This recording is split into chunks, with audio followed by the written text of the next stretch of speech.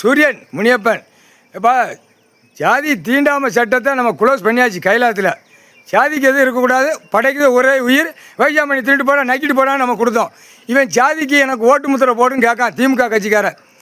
இப்போ இவன் கேட்டோன்னே அப்போ எல்லா கட்சிக்காரனும் இப்போ கேட்பான். அண்ணா திமுக கேட்பான், வார்டில் கிடக்கிற அடுத்து பல ஓட்டுற பூரா கேட்பான், எங்கள் ஜாதி நாங்கள் நிற்கும், நம்ம ஜாதி பூரா இருக்கோம், ஓட்டு போடு ஓட்டு போடு.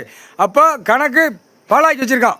பூரா இவனாக வச்சு இவனாக நியமிச்சு பூரா இவனாக வெளியே ஏற்றிட்டான். திமுக கட்சிக்காரன் எம்எல்ஏக்கு நிற்கிற சட்டமன்ற தொகுதி வேட்பாளர் நிற்கிறவன் வாயை விட்டு குழல் அடித்து கொட்டு மேலே அடித்து பிபி ஊதி சிங்கி தட்டி விட்டுட்டான்.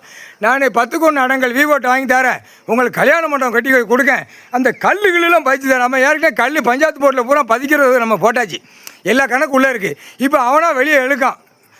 எம்எல்ஏ பூரா வெளியே எழுத்து கொண்டு வரான். எம்எல்ஏ நிற்கிறதுக்கு சட்டமன்ற தொகுதிக்கு வேட்பாளராக நிற்கிறவன் குழல் ஊதி கொட்டு மேலே அடித்து பிபி ஊதி சிங்கி தட்டி வெளியே எழுக்கான்.